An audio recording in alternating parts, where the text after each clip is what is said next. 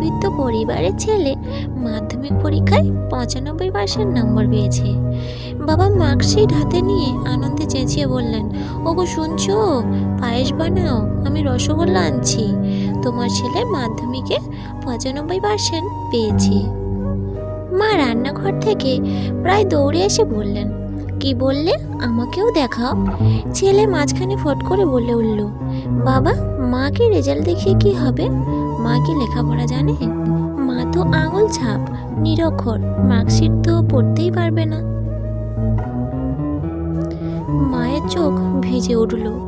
আঁচল ঢাকা দিয়ে রান্নাঘরে চলে গেলেন পায়েস তৈরি করতে। ছেলের কথা শুনে বাবা বললেন, হ্যাঁ রে, এটা সত্যি তোর মা পড়তে পারে না। আর শোন, এটাও সত্যি যে তুই যখন তোর মায়ের গর্ভে, তখন তোর মা দুধ খেতে পছন্দ না করা সত্ত্বেও শুধু তুই যাতে সুস্থ থাকিস তাই 9 মাস প্রতিদিন দুধ খেত, শুধু তোরই জন্য, কেননা ওর নিরক্ষর ছিল।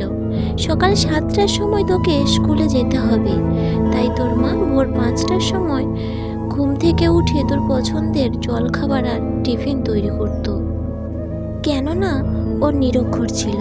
যখন তুই রাতে পড়তে পড়তে ঘুমিয়ে পড়তিস, তখন তোর মা তোর বই খাতা তোর ব্যাগে সাজিয়ে রেখে নিজে শুয়ে যেত, কেননা ওর নিরক্ষর ছিল।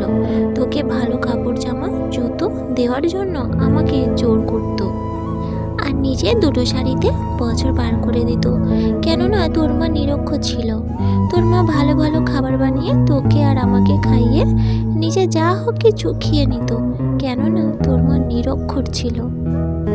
এই কাগজের টুকরোটাতে যে নম্বর তুই পেয়েছিস তা তোর মায়ের দান, জেনে রাখিস। যেদিক থেকে ধরতে গেলে তোর মায়ের ডিগ্রি পিএইচডিরও উপরে, আর তুই বলছিস নিরক্ষর।